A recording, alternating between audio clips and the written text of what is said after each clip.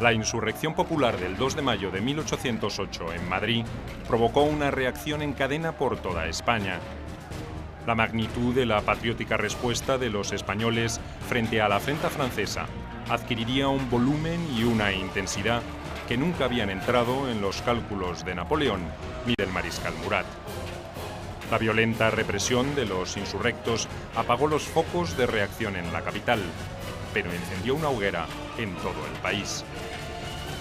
En la misma tarde del 2 de mayo de 1808, las primeras noticias de lo sucedido en Madrid llegaron a Móstoles, un pequeño pueblo situado al suroeste de la capital.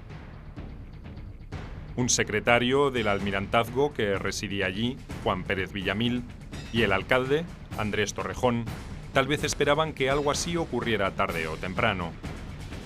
Por lo menos, no vacilaron en adoptar medidas de inmediato.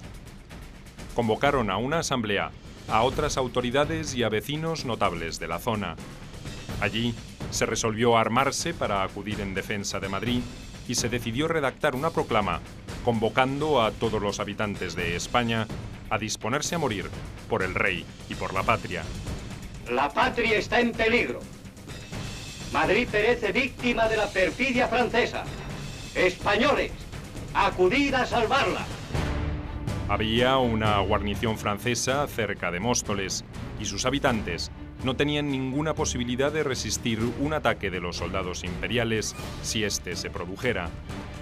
Su ayuda tampoco podía cambiar la suerte de los sucesos en la capital, pero se convirtieron en un vivo ejemplo de lo que muy pronto ocurriría en toda España.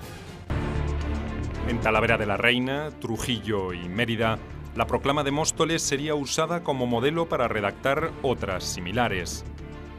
Sin embargo, en esos primeros días de interregno, la confusa situación reinante provocaría también frecuentes idas y venidas entre los funcionarios reales de todo el país.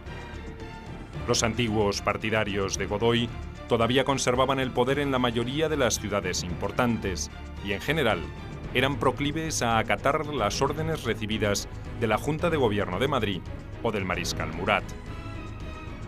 Pero su legitimidad se había esfumado o estaba seriamente cuestionada, y muy pocos tuvieron la capacidad de navegar en aguas tan turbulentas.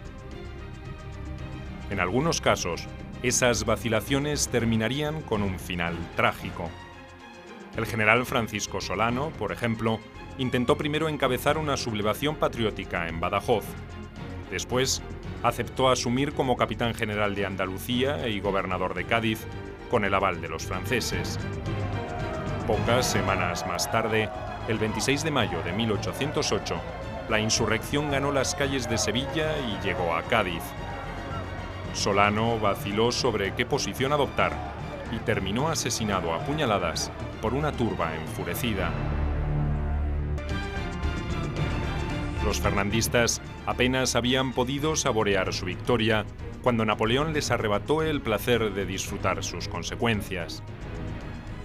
Ese breve lapso de gestión provocaría serias complicaciones en las administraciones provinciales, en general más por miedo a las insurrecciones populares que por fidelidad al poder francés. Los delegados reales trataron de demorar y hasta ocultar la noticia sobre lo que había ocurrido en Madrid todo el tiempo que fue posible.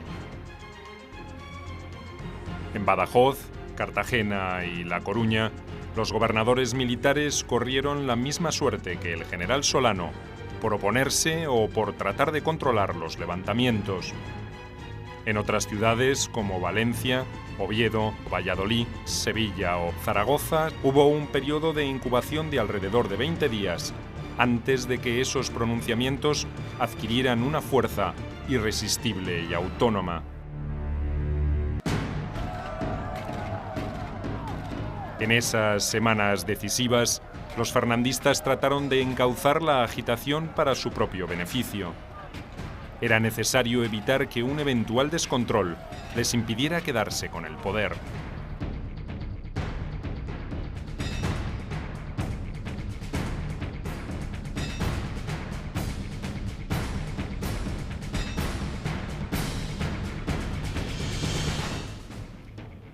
En Oviedo, por ejemplo, Tras 2 semanas de conmoción popular espontánea, los partidarios de Fernando VII planificaron un golpe para el 24 de mayo de 1808. Organizaron un comité revolucionario y crearon una junta de gobierno antes de presionar decisivamente por el relevo de las antiguas autoridades. En este caso, la noticia de que Murat había ordenado al comandante militar que detuviera y ejecutara a 58 personas acusadas de actividades subversivas ayudó al estallido.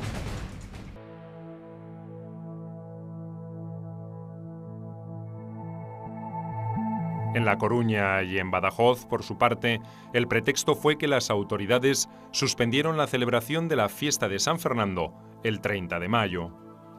La conmemoración se hacía tradicionalmente en honor al rey Fernando III, que en el siglo XII había arrebatado a los musulmanes el dominio de Córdoba y Sevilla. En esta ocasión, la negativa a recordar ese episodio se convirtió en un símbolo de deslealtad de los gobernantes hacia el rey cautivo y en la excusa para su destitución. El reverso de un alzamiento popular organizado por una élite fernandista se dio en cambio en ciudades con una poderosa burguesía comercial o terrateniente, como Valencia y Zaragoza. En Valencia, los hermanos Bertrand de Lis habían armado un ejército privado después del motín de Aranjuez para apoyar a Fernando VII. Cuando llegó la noticia de la destitución de los Borbones el 23 de mayo de 1808, 2 labradores, aparentemente miembros de ese contingente rebelde, incitaron a la multitud en contra de los franceses. Ante la ausencia de un líder más representativo, pusieron al frente de su protesta al fraile Juan Rico y obligaron a las autoridades a desconocer las órdenes del mariscal Murat.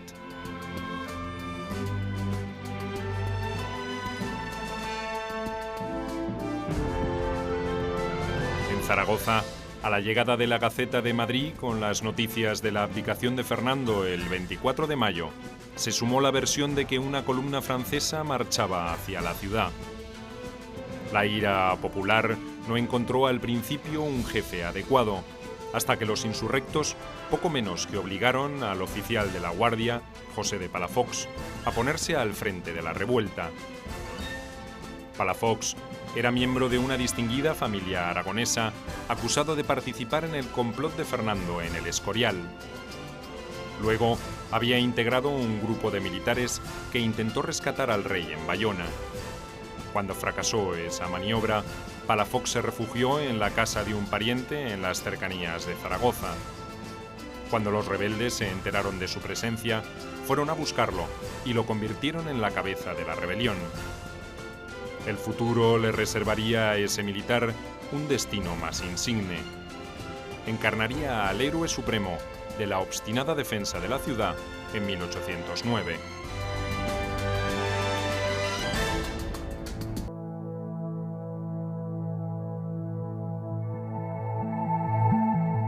En Sevilla, los primeros intentos de rebelión se produjeron a partir del 6 de mayo de 1808. Vicente Ore, principal autoridad civil de Andalucía, fue otro ejemplo de la naturaleza acomodaticia de los antiguos funcionarios de la corona. Convocó a un alistamiento voluntario con la intención de rechazar una eventual ocupación francesa, pero pronto cambió de actitud. Cuando desde Madrid llegó la orden de desactivar cualquier tipo de protesta, Ore la acató sumisamente. El bando fernandista comenzó a conspirar para reemplazarlo, pero un rico y emprendedor comerciante, Nicolás Tapi Núñez, se adelantó a las intenciones de los conspiradores. Con su socio, Antonio Esquivel, armaron un escuadrón de caballería con su propio dinero y provocaron un motín el 26 de mayo de 1808. Con esa fuerza de choque y gente del pueblo que se unió a la algarada, Esquivel se apoderó sin resistencia de los fusiles y cañones en el arsenal local. Dueño de la situación, Tapi Núñez reunió a una serie de notables para que eligieran una junta de gobierno.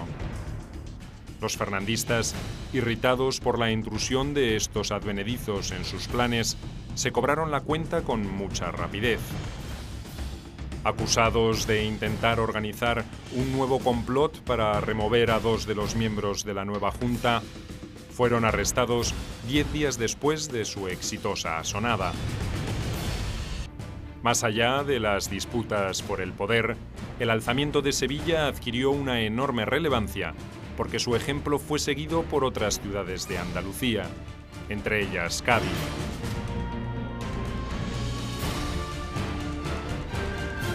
En ese puerto se encontraban amarrados los buques franceses que habían sobrevivido al desastre de Trafalgar en 1805. Cuando la ciudad se unió a la causa patriota, la flota fue bombardeada y no tuvo más remedio que rendirse el 14 de junio de 1808. Además, cerca de Gibraltar se encontraba acantonado el ejército del general Castaños. Junto con la sublevación de la base naval de Cartagena, donde había una guarnición de 5.000 hombres, el de Castaños fue el aporte armado más significativo con que pudieron contar los patriotas en esas primeras semanas de la insurrección.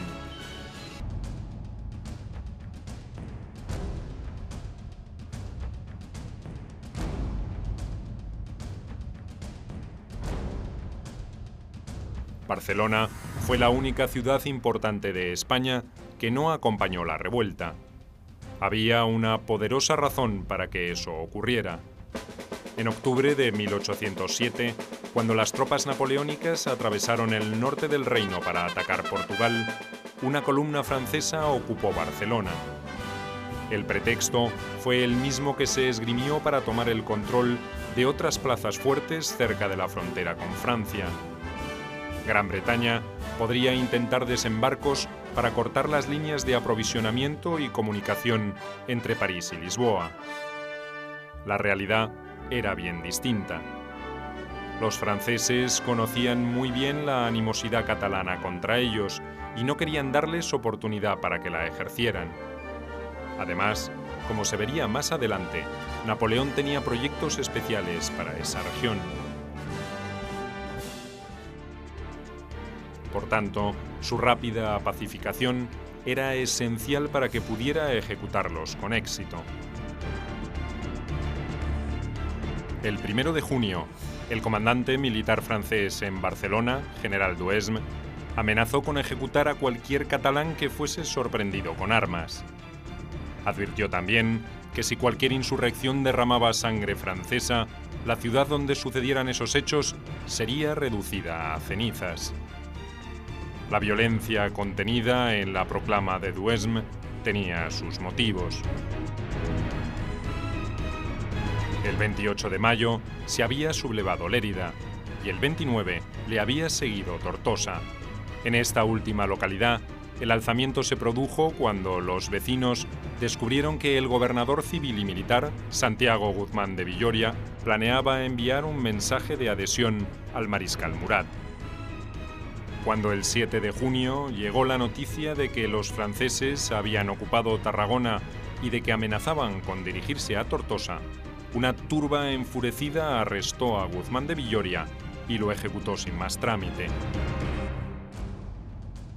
La sospecha de que pensaba entregar la ciudad sin luchar fue la causa que motivó su condena.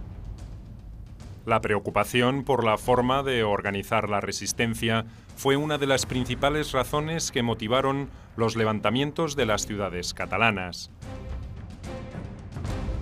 La región tenía una larga tradición en el ejercicio de la autodefensa contra las agresiones francesas, y sus reflejos estaban intactos. El último episodio de esa historia había ocurrido hacía apenas 15 años, durante la Guerra de la Convención. Los catalanes tuvieron prácticamente que arreglárselas solos cuando los ejércitos franceses contraatacaron en la frontera pirenaica. La respuesta la dieron grupos de milicia armada, los somatenes. La experiencia bélica de los somatenes sería muy valiosa para defender las ciudades de Igualada y Manresa en la Cataluña occidental. El 4 de junio, 2 columnas francesas salieron de Barcelona para someter a esa región. La primera, al mando del general Chabran, se dirigió hacia Tarragona. La segunda, a cargo del general Schwartz, tenía Lérida como objetivo. Los patriotas de Igualada y Manresa resolvieron atacarla en el paso del Bruc, en las montañas de Montserrat. El somatén de Manresa estaba liderado por Francisco Riera, hijo de un comerciante de esa ciudad. El de Igualada incluía a soldados y oficiales mercenarios extranjeros del ejército español, además de obreros y campesinos. El paso era empinado y angosto, y Schwartz no tomó precaución alguna para atravesarlo. El 6 de junio de 1808, su vanguardia se encontró con la carretera cortada por barricadas de troncos y sometida a descargas de fusilería desde el frente y los flancos. El comandante francés, de origen austríaco, intentó varios contraataques sin éxito y se vio obligado a emprender una penosa retirada, acosado por las milicias catalanas durante toda la noche. La columna napoleónica perdió alrededor de 380 hombres y uno de los 2 cañones que transportaba. El general Duhesme ordenó a la otra columna, la del general Chabran, que tomara el Bruc con una fuerza de 5.000 hombres y varias piezas de artillería. Pero serían nuevamente sorprendidos, porque los somatenes habían sido reforzados por un contingente de 500 mercenarios suizos enrolados en el ejército español. La encarnizada batalla, librada el 14 de junio de 1808, arrojó el mismo resultado que la de la semana anterior. Chabran tuvo que retirarse con 450 bajas. Duhesme, por su parte, fracasó el 20 de junio en un intento de tomar la ciudad de Gerona. Tenía 8.000 soldados, pero su parque de artillería era escaso para doblegar aquel bastión amurallado. Debió replegarse a Barcelona para evitar males mayores. La eficiente organización militar catalana se complementó muy bien con una meritoria unidad política para enfrentar la emergencia. En términos generales, la reacción de los españoles de diferentes regiones tenía 2 puntos en común: el odio a la ocupación francesa y la exaltación de Fernando VII como rey legítimo. Nobles y campesinos, burgueses y artesanos, absolutistas y liberales, podrían coincidir y luchar bajo esas banderas que resumían el sentimiento y el orgullo de la identidad española. A partir de allí, había matices diversos que aflorarían con mayor intensidad en esta primera etapa de la crisis. El leitmotiv yo creo que queda claro y se expresa sobre todo en las proclamas fundamentales. La defensa de la religión, de la patria y del rey, que son referentes, yo creo que son los únicos que podían unir a los españoles de todas las diferentes ideologías o pensamientos.